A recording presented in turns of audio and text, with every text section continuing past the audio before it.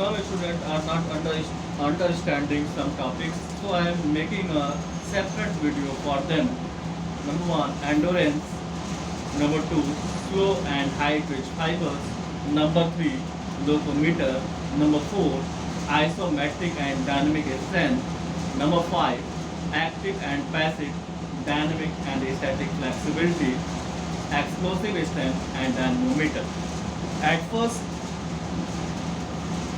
endurance. Those students cannot understand endurance.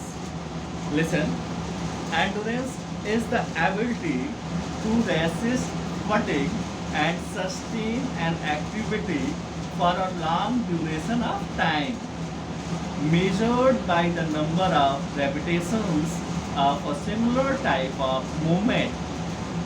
It is applied in sports such as running, swimming, cycling, etc. Endurance is determined by the working capacity of individuals' muscles, the degree of resistance against fatigue and environmental conditions, and their pace of recovery after exertion. It differs from muscular strength in the sense that it concerns the individual capability to perform a type of task repeatedly over an extended period of time. This endurance क्या है?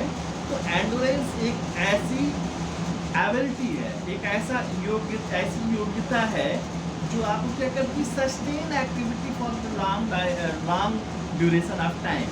Means आपके अंदर वो ऐसा resist फटिक develop करती है, ऐसी आपके अंदर ये कैपेबिलिटी डेवलप करती है जो sustain an activity for long duration, जो कि आपको जो लॉन्ग ड्यूरेशन की एक्टिविटी करते हो वो लंबे समय तक आपके पास वो पावर आपके पास हो. Measured by the number of repetition of similar type of movement, it is applied in sports such as running and swimming, cycling. तो क्या बोल रहे हैं? Measured by the number of repetitions of similar type of movement. Means क्या करते हो? जब आप एक ही एक्टिविटी बार बार लंबे समय तक करते हो, उस समय आपको किस एबिलिटी की जरूरत होती है? वो आपको एक बियरिंग कैपेसिटी की जरूरत होती है, जिसके सहारे आप, जिसका हेल्प लेकर आप जो है वो नंबर ऑफ रेपिटेशन एक्टिविटी आप कर सको without any tension, any physical exertion. ठीक है.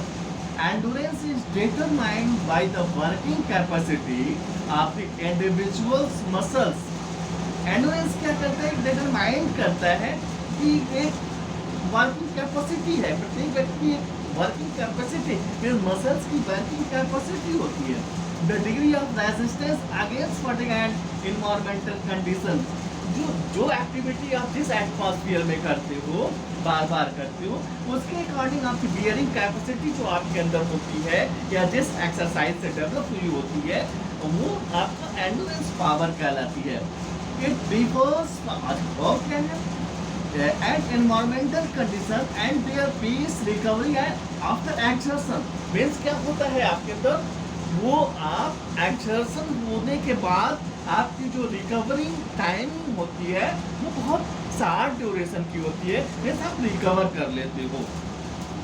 It differs from muscular strength in the sense that it concerns the individual capacity. ये इंडिविजुअल कैपेसिटी है, एक मस्कुलर स्ट्रेंथ है. इस सेंस में आप समझिए एक मस्कुलर स्ट्रेंथ है, आपका मसल्स का पावर है, मसल्स की ताकत है, जो प्रत्येक की कैपेबिलिटी निर्भर करती है क्या, perform a type of task repeatedly over N extended period of time. आपको जो टास्क दिया जाता है बार बार वही टास्क करना होता है और आप बगैर थके एक लंबे समय तक आप उस क्रिया को करते रहते हो, उस एक्टिविटी को करते हो. क्लियर?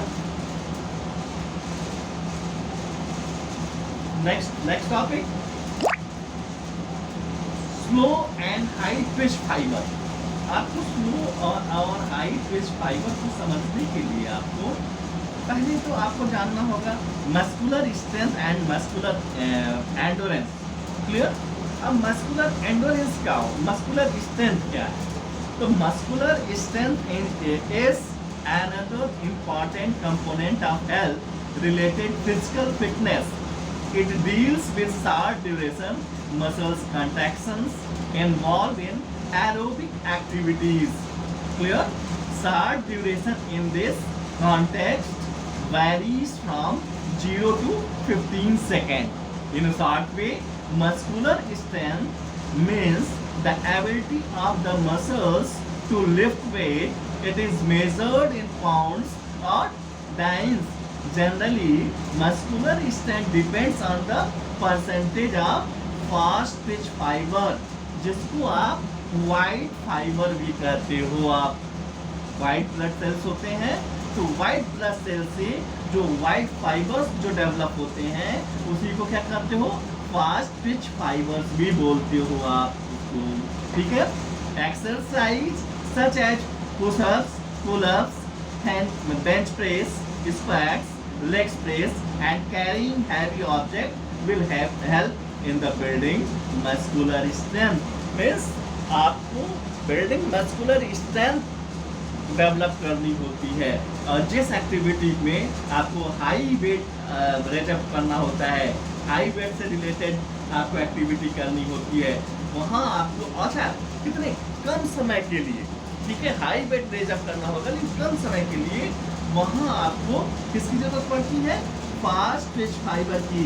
यहाँ दिया हुआ है muscular strength depends on the percentage of fast twitch fibre. और फास्ट ट्विच फाइबर किसको बोलते हैं, जो आपकी बॉडी में वाइट फाइबर्स होते हैं, जो कि वाइट ब्लड सेल से डेवलप होते हैं, वो जो है उसी को आप फास्ट ट्विच फाइबर भी कहते हो।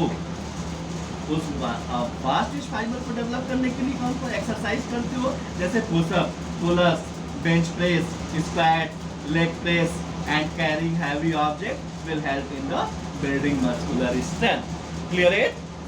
नेक्स्ट टॉपिक आपने पूछा था हाई ट्विच फाइबर। ठीक है,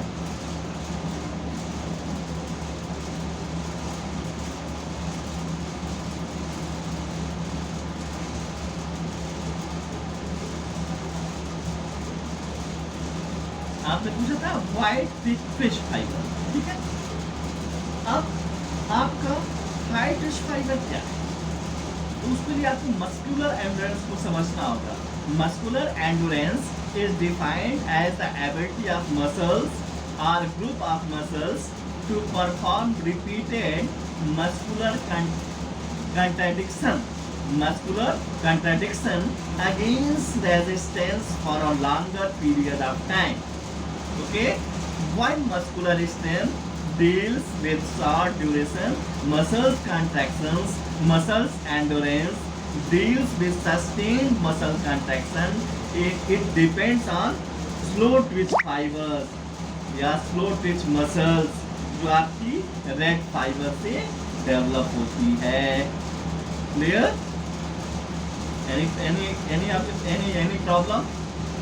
For enhancing muscular endurance, we must do certain exercises like cycling, dancing, jogging, walking, running for at least 15 to 20 minutes every day.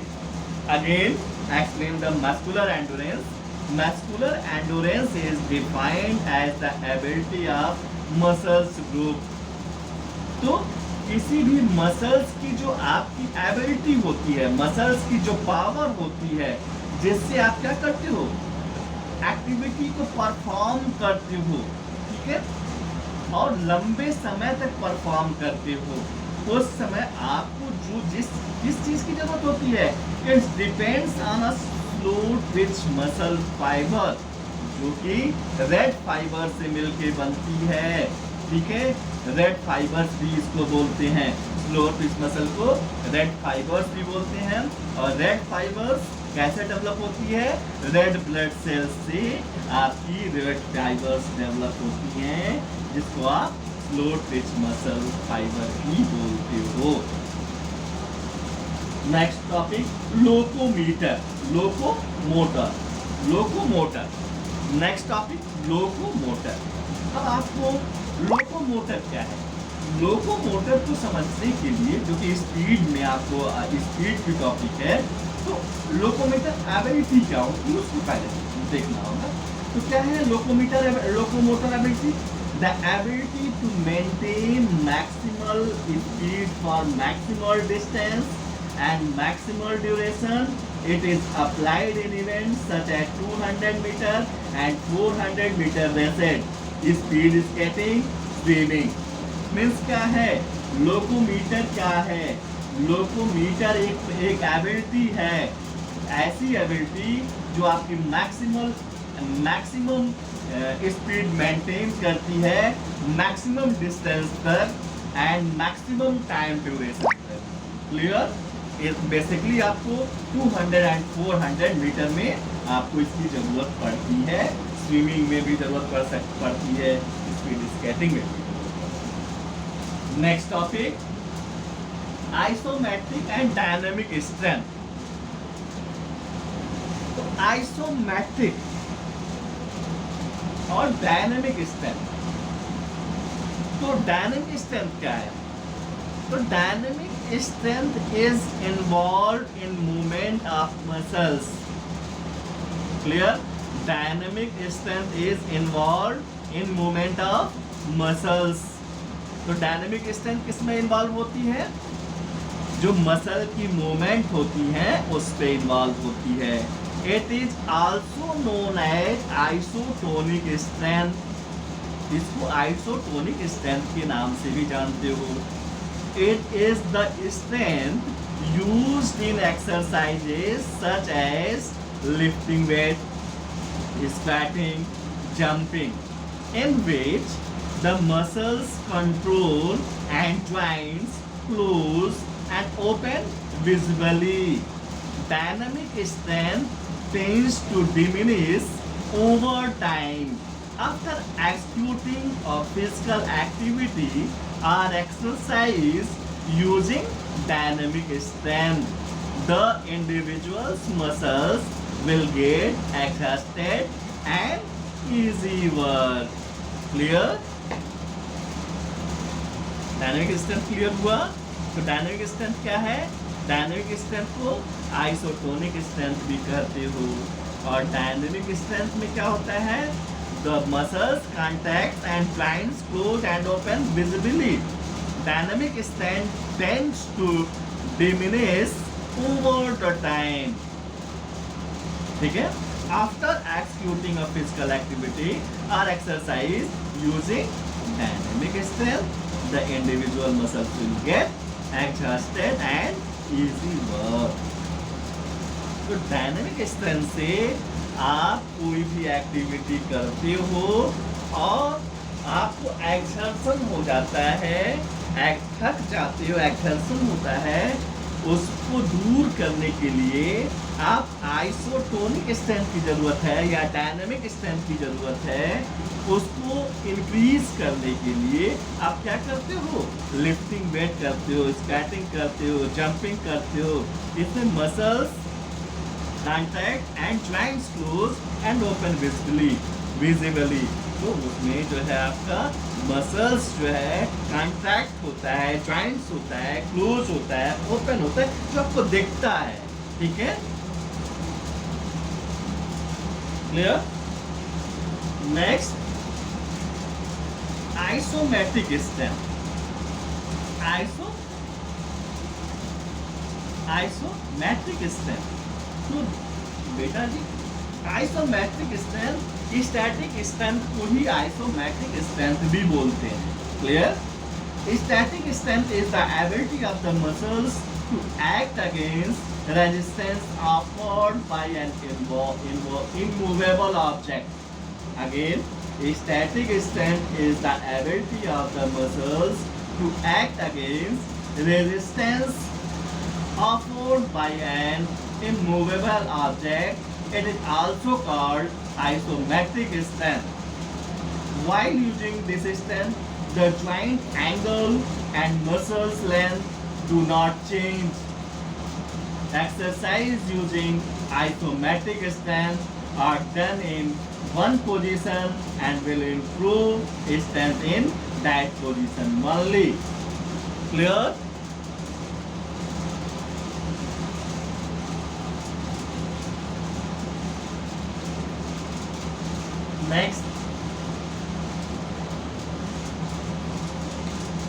Next topic है explosive strength. Explosive strength, तो explosive strength is the ability of a muscles to exert against a strong resistance at high speed. It is commonly used in high jump, long jump, pole vault, sprint start, etc., in which the strength is used much like an explosion. Explosive strength can be understood as a combination of strength and speed. Means जब आपके body आपकी react करती है, कैसे?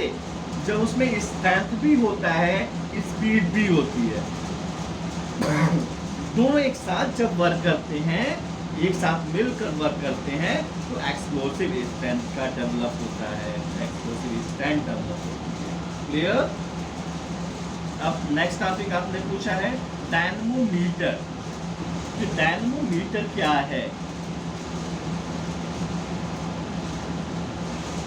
तो dynamometer जो है, ये आपकी क्वेश्चन है कि डायनमोमीटर किसको बोलते हैं?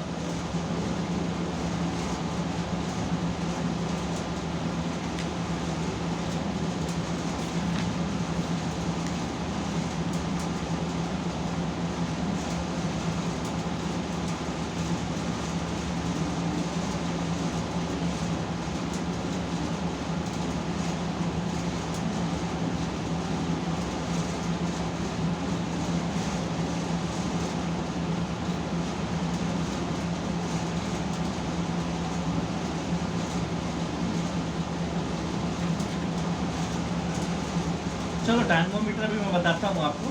नेक्स्ट टॉपिक है आपका पैसिव फ्लेक्सिबिलिटी, एक्टिव फ्लेक्सिबिलिटी और पैसिव फ्लेक्सिबिलिटी। तो पैसिव फ्लेक्सिबिलिटी क्या है? The ability to perform a range of movements with the aid of an external application. It enables the individual to assume and hold a position without their own muscular power. For example, doing stretches with the help of partner. तो passive flexibility क्या होता है? This ability to perform a range of movements with the aid of an external application. It enables the individual to assume and hold a position without their own muscular power. For example, doing stretches with the help of partner. Means जो flexibility आपकी external aid की help लेनी पड़ेगी, जिस flexibility को develop करने के लिए, उसको आप क्या बोलते हो? Passive flexibility. Active flexibility, in active flexibility no external help is required. The individual uses her his own muscular strength to execute the movements. It is lesser in force than passive flexibility. Clear? Active flexibility can be of the static type, in which the movement is performed while remaining in a static position, sitting, standing, laying, or it can be of the dynamic type, in which movement is performed in motion. Muscular stretches are an example of static type, while arm swings an example of dynamic type. Clear?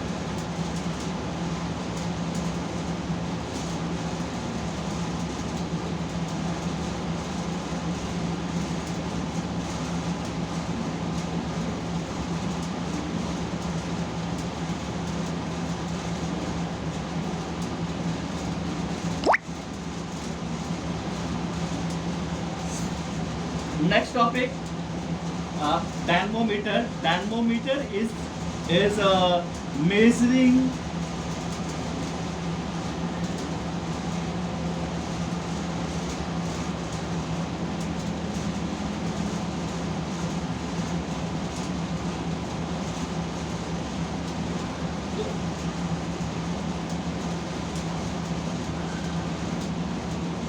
It can be जो आपकी static strength है, ठीक है ना, static strength को measured करने के लिए, नापने के लिए एक मानक है, एक स्टैंडर्ड यूनिट्स है जिसको डायनेमोमीटर कहते हैं।